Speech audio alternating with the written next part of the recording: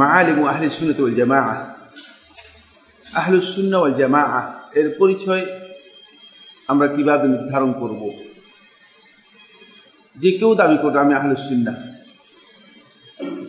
আমি সুন্নাহর অনুসারী, এবং সুন্নাহ বুঝে না এমন ব্যক্তিও মনে করেন যে আমি সুন্নাহর অনুসারী, আমি নাজাত প্রাপ্ত, আমি নাজাতের দিকে ধাবিত হচ্ছি।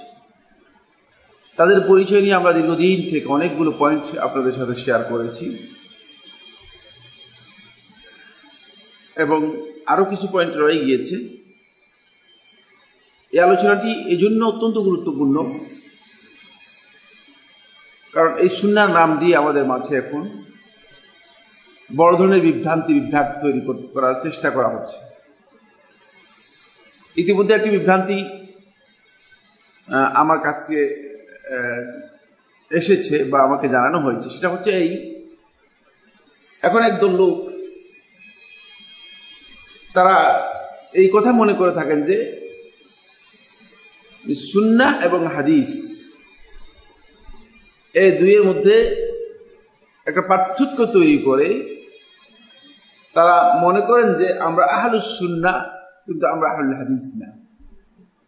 কিন্তু তাদের জানা নেই যে নবী সাল্লাল্লাহু আলাইহি ওয়াসাল্লামের হাদিস এবং সুন্নাহ মূলত হাদিসের পরিভাষায়, নবী সাল্লাল্লাহু আলাইহি ওয়াসাল্লামের পরিভাষায় একই অর্থ, একই দৃষ্টিভঙ্গি, এর মধ্যে বড় ধরনের কোনো তফাৎ বা পার্থক্য নেই। আপনি যদি হাদিস না মানেন তাহলে আপনি সুন্নাহর অনুসারী কিভাবে হবেন? আপনার এই সুন্নাহ হাদিস বাদ দিয়ে কোত্থেকে আসলো? কোত্থেকে আপনি এই সুন্নাহর আবিষ্কার করলেন যদি আপনি হাদিস না মানেন? এটি একটি সংকীর্ণ দৃষ্টিভঙ্গি, অথবা কারো প্রতি বিদ্বেষ থাকার কারণে সেই বিদ্বেষের জন্য এই ধরনের বক্তব্য আজকে দেওয়া হচ্ছে। তাদের ধারণা হচ্ছে আহলুস সুন্নাহ বলতে তারা মনে করতেছেন যে কথা, সেটা হলো এই, সুন্নাহ হচ্ছে নবী সাল্লাল্লাহু আলাইহি ওয়াসাল্লাম নিজে যেই কাজগুলো করেছেন, এই কাজগুলোর মধ্য থেকে নবী সাল্লাল্লাহু আলাইহি ওয়াসাল্লামের যেই কাজটি নবী সাল্লাল্লাহু আলাইহি ওয়াসাল্লামের সবসময় নিয়মিত করেছেন, এবং যে কাজটি নবী সাল্লাল্লাহু আলাইহি ওয়াসাল্লামের প্রমাণিত হয়েছে শেষ কাজ, এটাই হচ্ছে সুন্নাহ তাদের ধারণা অনুযায়ী। এই কনসেপ্টের সাথে আমি দ্বিমত পোষণ করি না। উলামায়ে কেরামদের মধ্যে অনেকেই এই ধরনের বক্তব্য দিয়েছেন। এ বিষয়ে আমরা বিস্তারিত আলোচনা করব না, এই জন্য যাচ্ছি না। তাদের ধারণা হচ্ছে এটি, আর তাদের ধারণা হচ্ছে হাদিস হচ্ছে নবী সাল্লাল্লাহু আলাইহি ওয়াসাল্লামের কাছ থেকে যেই সমস্ত রিওয়ায়াত বর্ণনা সাব্যস্ত হয়েছে নবী সাল্লাল্লাহু আলাইহি ওয়াসাল্লাম করুক বা না করুক, এটাকে তাদের ধারণা অনুযায়ী তারা হাদিস হিসেবে আখ্যায়িত করছে। বলে তারা মনে করে থাকেন যে, উদাহরণ দিয়ে এভাবে বুঝান যে, যেমন নবী সাল্লাল্লাহু আলাইহি ওয়াসাল্লাম দাঁড়িয়ে পেশাব করেছেন, হাদিস সাব্যস্ত হয়েছে, হাদিসের রিওয়ায়াতের মধ্যে এসেছে নবী সাল্লাল্লাহু আলাইহি ওয়াসাল্লাম দাঁড়িয়ে পেশাব করেছেন। হাদিস মুগীরা ইবনে শুবা রাদিয়াল্লাহু তাআলা আনহু, সেই হাদিস দ্বারা সাব্যস্ত হয়েছে। ফলে তাদের ধারণা হচ্ছে এই যে নবী সাল্লাল্লাহু আলাইহি ওয়াসাল্লাম দাঁড়িয়ে পেশাব করেছেন, কিন্তু নবী সাল্লাল্লাহু আলাইহি ওয়াসাল্লাম দাঁড়িয়ে পেশাব করতে নিষেধ করেছেন, তাহলে এটা হাদিস হলেও কিন্তু এটা সুন্নাহ না। এটা একেবারেই গলত বক্তব্য। নবী সাল্লাল্লাহু আলাইহি ওয়াসাল্লামের কোন আমল যদি সাব্যস্ত হয়, আর সেই আমলের ব্যাপারে যদি নবী সাল্লাল্লাহু আলাইহি ওয়াসাল্লাম কোন ধরনের নিষেধাজ্ঞা করে থাকেন পরবর্তী সময়, তাহলে এটা হচ্ছে সহজ কথা। নবী সাল্লাল্লাহু আলাইহি ওয়াসাল্লামের আমল নিষেধ সাব্যস্ত হওয়ার কারণে নবী সাল্লাল্লাহু আলাইহি ওয়াসাল্লাম পরবর্তী যে নির্দেশনা দিয়েছে, এই নির্দেশনার মাধ্যমে আগের নির্দেশনা রহিত হয়ে গিয়েছে, গ্রহণযোগ্য হয়নি। সুতরাং এই বক্তব্য এখানে উল্লেখ করার, এই উদাহরণ দেওয়ার কোনো সুযোগ নেই। রিওয়ায়াত, হাদিস, আমল কোনো সন্দেহ নেই। কিন্তু সুন্নাহ হচ্ছে নবী সাল্লাল্লাহু আলাইহি ওয়াসাল্লাম, তাদের ধারণা অনুযায়ী নবী সাল্লাল্লাহু আলাইহি ওয়াসাল্লাম সবসময় তিনি যে আমল করেছেন, যেমন নবী সাল্লাল্লাহু আলাইহি ওয়াসাল্লাম কখনো নিয়মিত দাঁড়িয়ে পেশাব করেছেন সাব্যস্ত হয়নি। নবী সাল্লাল্লাহু আলাইহি ওয়াসাল্লাম বসে পেশাব করতেন। তাই এটা হচ্ছে সুন্নাহ তাদের ধারণা অনুযায়ী। হাদিস এবং সুন্নাহর মধ্যে এই পার্থক্য নির্ধারণ করার মাধ্যমে তারা মনে করে থাকেন বা তাদের বক্তব্য হচ্ছে এই সমস্ত হাদিস আমরা এই জন্য গ্রহণ করি না, আমরা সমস্ত হাদিস এই জন্য গ্রহণ করি না। সমস্ত হাদিস নবী সাল্লাল্লাহু আলাইহি ওয়াসাল্লাম গ্রহণ করতে কেউ বলেনি। যদি নবী সাল্লাল্লাহু আলাইহি ওয়াসাল্লামের কোনো হাদিস তার দ্বিতীয় কোনো বক্তব্যের মাধ্যমে রহিত হয়ে যায়, তাহলে দুনিয়ার কোনো আহলে ইলম, দুনিয়ার কোনো আলেম কথা বলেননি বা এই বক্তব্য দেননি যে নবী সাল্লাল্লাহু আলাইহি ওয়াসাল্লামের ওই রহিত বক্তব্য আমল করতে হবে, এটা কেউ বলেননি। রাসূল করিম সাল্লাল্লাহু আলাইহি ওয়াসাল্লাম একই সাথে 9 জন স্ত্রী রেখেছেন। কয়জন রেখেছেন? এটি সহিহ বর্ণনায় বুখারীতেও এসেছে, অন্যান্য সুনান গ্রন্থগুলোতেও এসেছে। নবী থেকে যতগুলি হাদিস হাদিস সংকলিত হয়েছে এর অধিকাংশ গ্রন্থে কথা এসেছে। নবীর এই আমলটি নাম কি? নবীর এই আমলের নাম সুন্নাত। সুন্নাত হাদিস। এই হাদিসের উপরে উম্মতের জন্য আমল করা জায়েজ আছে? জায়েজ আছে। আরেকটা উসুল বুঝলেন, অসংখ্য হাদিস এমন থাকতে পারে যেই হাদিসের উপরে উম্মতের জন্য আমল করা হারাম, উম্মতের জন্য আমল করা, কিন্তু কসম করলে সেই কসম আমার ভাঙবে না। নবীর এমন কোন সুন্নত নেই যেই সুন্নতির উপরে আমল করা হারাম, এমন কোন সুন্নত।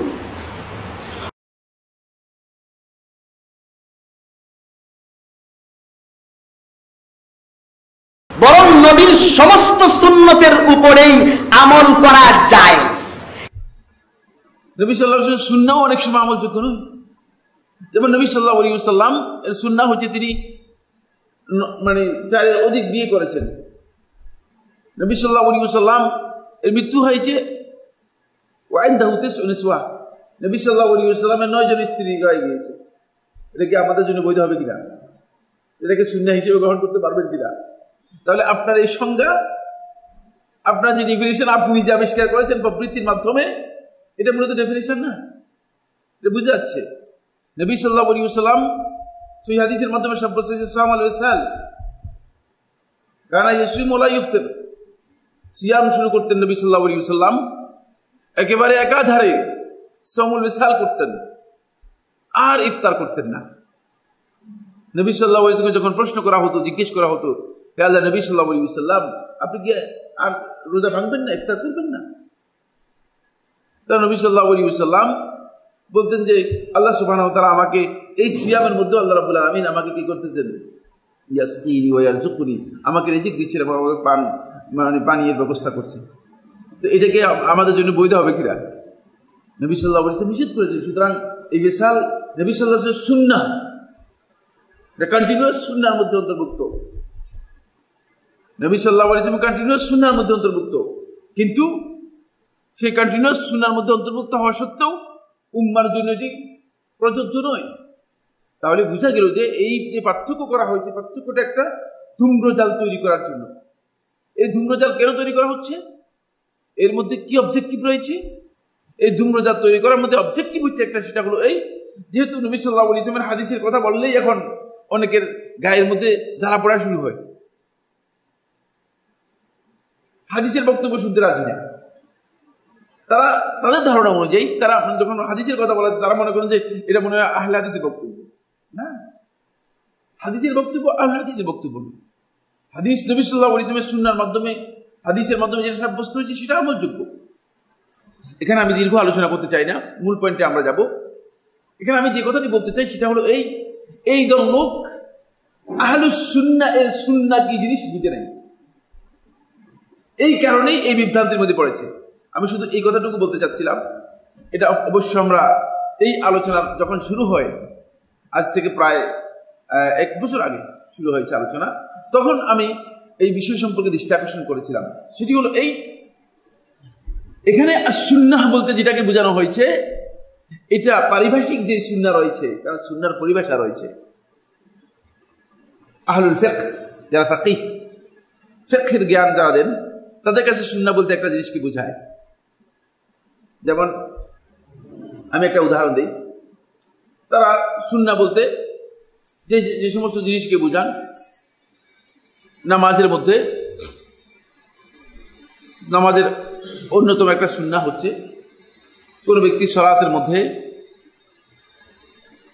রুকু এবং সিজদার মধ্যে 3 বার তাসবিহ পড়বে, 3 বার সুবহান রাব্বিয়াল আলা, সুবহান রাব্বিল আযীম, তাসবিহগুলো 3 বার পড়বে।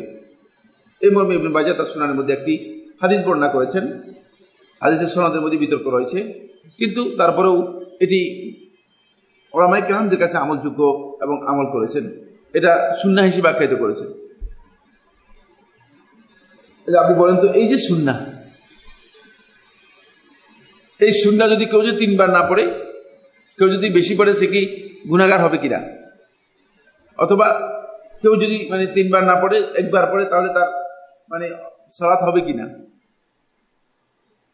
এটি আলেমদের বক্তব্য হচ্ছে, এই সুন্নাহ যদি কেউ করে তাহলে সে সওয়াব পাবে, আর যদি কেউ এটাকে বর্জন করে ছেড়ে দেয় তাহলে সে গুনাহগার হবে না। এটা হলো সুন্নাহর পরিচয়, বুঝতে পেরেছেন? এটা হলো সুন্নাহর পরিচয়। সুন্নাহর এই সংজ্ঞা ফকিহগণ দিয়েছেন ফিকহের মধ্যে। যেহেতু ফিকহের মূল অবজেক্টিভ হচ্ছে শরীয়তের বিধান এর স্ট্যাটাস কি সেটা তুলে ধরা। যেমন আপনি জোহরের আগে 4 রাকাত সুন্নাহ আব্দুল্লাহ ইবনে উমর রাদিয়াল্লাহু আনহু বর্ণিত সহিহ বুখারী হাদিস দ্বারা সাব্যস্ত হয়েছে। এখন কোন ব্যক্তি যদি জোহরের আগে 4 রাকাত সুন্নাত না পড়ে, তাহলে সে ব্যক্তি কি গুনাহগার হবে কিনা? আপনারা কি মনে করেন? না, গুনাহগার হবে না। যেহেতু সুন্নাহর সংজ্ঞা এর মধ্যে এই ফকিহগণ বলে দিয়েছেন, মা ইউসাবু ফাইলুহু ওয়ালা ইউআকাবু তারিকুহু। এটা হচ্ছে সুন্নাহর সংজ্ঞা। মা ইউসাবু ফাইলুহু যে এই কাজটা করবে সে সওয়াব পাবে, ওয়ালা ইউআকাবু তারিকুহু যেটাকে বর্জন করবে, ছেড়ে দিবে কোনো কারণে, লা ইউআকাব, তার জন্য কোনো শাস্তি হবে না, শাস্তি পাবে না। এটা হচ্ছে সুন্নাহর সংজ্ঞা। আপনি বলেন তো, এই সুন্নাহর এই সংজ্ঞা কি নবী সাল্লাল্লাহু আলাইহি ওয়াসাল্লাম আদৌ তার হাদিসের মধ্যে বুঝিয়েছেন কিনা? না, কাল্লা ওয়া হাশা, করো না। বরং নবী সাল্লাল্লাহু আলাইহি ওয়াসাল্লাম সহিহ বুখারী হাদিসের মধ্যে আনাস ইবনে মালিক রাদিয়াল্লাহু আনহু হাদিসের মধ্যে বলতেছেন, ফামান রাগিবা আন সুন্নতি ফালাইসা মিন্নি, যে আমার সুন্নাত থেকে বিমুখ হলো, আমার সুন্নাত থেকে মুখ ফিরিয়ে নিল, সে আমার দলভুক্তই হবে না। তাহলে এখানে আপনি যে সুন্নাহর সংজ্ঞা দিয়েছেন, এই সুন্নাহ বুঝানো হয়েছে কিনা? বুঝতে হবে। এই জন্য নবী সাল্লাল্লাহু আলাইহি ওয়াসাল্লামের বক্তব্য বুঝতে হবে, আহলুল ইলমের বক্তব্য বুঝতে হবে, আলেমদের বক্তব্য বুঝতে হবে।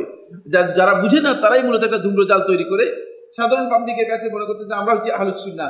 কিসের সুন্নাহ? তোমাদের মন মতো, তোমাদের প্রবৃত্তির অনুসরণ করে তোমরা সুন্নাহ এর দাবি করছো, এটা সুন্নাহ নয়। এখানে মূলত এই সুন্নাহ পরিভাষায় যে সুন্নাহ বোঝানো হয়েছে, অথবা নবী সাল্লাল্লাহু আলাইহি ওয়াসাল্লামের আমলি যে সুন্নাতের কথা বলা হয়েছে, এই সুন্নাহ এখানে বোঝানো হয়নি। এখানে আহলুস সুন্নাহ বলতে এটা বোঝানো হয়নি, পারিভাষিক যে সুন্নাহ, এই সুন্নাহ বোঝানো হয়নি। বরং হাদিসের মধ্যে নবী সাল্লাল্লাহু আলাইহি ওয়াসাল্লাম সুন্নাহ বলতে যেটি বুঝিয়েছেন সেটাকে এখানে বোঝানো হয়েছে। এই সুন্নাহর পরিচয় কি? এই সুন্নাহ বলতে কোন জিনিসকে বোঝায়? শেখুল ইসলাম ইবনে তাইমিয়া রাহমাতুল্লাহি আলাইহি আল ওয়াসিয়াতুল কুবরা এর মধ্যে উল্লেখ করেন। তিনি বলেন, আস-সুন্নাতু হুয়াল মানহাজ আল্লাযী জাআ বিহি নবী সাল্লাল্লাহু আলাইহি ওয়াসাল্লাম আর রাব্বিহি ইবাদাতান ওয়া আকীদাতান ওয়া মানহাজান ওয়া আখলাকান ওয়া আদাবা। এটি হচ্ছে সুন্নাহ। এই হচ্ছে সুন্নাহর সংজ্ঞা। সেটা হলো নবী সাল্লাল্লাহু আলাইহি ওয়াসাল্লাম আল্লাহ রাব্বুল আলামিনের পক্ষ থেকে যেই নীতি নিয়ে এসেছেন, ইবাদত হিসেবে আমাদের জন্য, আকীদা হিসেবে আমাদের জন্য, কর্মনীতি হিসেবে আমাদের জন্য, আখলাক চরিত্র হিসেবে আমাদের জন্য শিষ্টাচার হিসেবে, এই সবটাকে এক কথায় সুন্নাহ বলা হয়। পুরো দিনটাই সুন্নাহর মধ্যে অন্তর্ভুক্ত, বুঝতে পেরেছেন? পুরো দিনটাই এই সুন্নাহর মধ্যে অন্তর্ভুক্ত। এই সুন্নাহ শব্দ কেন আহলুল ইলম ব্যবহার করেছেন, এটি দীর্ঘ আলোচ্য বিষয়, এদিকে আমার যাওয়ার সুযোগ নেই। এই শব্দটুকু শুধু এখানে ব্যবহার করা হয়েছে এই জন্য, যেহেতু বিপরীতে একদল লোক সুন্নাহর অপোজিটে চলে গিয়েছে, বেদাতের অনুসারী হয়ে গেছে। আহলুল বিদআহ থেকে সত্যিকার নবী সাল্লাল্লাহু আলাইহি ওয়াসাল্লামের মানহাজ, মেথোডোলজি, কর্মপদ্ধতির যারা অনুসরণ করবে, তাদেরকে সত্যিকার পরিচয় করে দেওয়ার জন্য মূলত আহলুস সুন্নাহ শব্দ ব্যবহার করা হয়েছে। এই অর্থে নয় যে আহলে হাদিস থেকে আহলুস সুন্নাহকে বিচ্ছিন্ন করার জন্য। কথাকে বুঝাতে পারলাম কিনা? এটি একেবারে একটা ধূম্রজাল তৈরি করা হচ্ছে। এটি ভয়ঙ্কর ধরনের একটা বিভ্রান্তি আমাদের মাঝে প্রসার করার জন্য একদল লোক এখন তাদের এই পলিসি তারা অবলম্বন করেছে। মূলত সুন্নাহ হচ্ছে এখানে নবী সাল্লাল্লাহু আলাইহি ওয়াসাল্লামের দেখানো সেই কর্মনীতি যা নবী সাল্লাল্লাহু আলাইহি ওয়াসাল্লাম জীবনের প্রত্যেকটি ক্ষেত্রে আল্লাহ রাব্বুল আলামিনের পক্ষ থেকে প্রাপ্ত হয়ে যেটি দেখিয়েছেন যে পদ্ধতি, সেই পদ্ধতি হচ্ছে সুন্নাহ। ফলে এখানে সুন্নাহ এমন কমন অর্থে যেটি বেদাতের বিপরীত, কারণ বেদাতের কোনো অবকাশ সেখানে নেই। এই জন্য ইমাম মালিক রহমতুল্লাহকে যখন প্রশ্ন করা হলো, জিজ্ঞেস করা হলো যে ইমাম, আপনি কি মনে করেন যে আহলুস সুন্নাহ কখনো বেদাতের মধ্যে লিপ্ত হতে পারে বা কঠিন প্রশ্ন।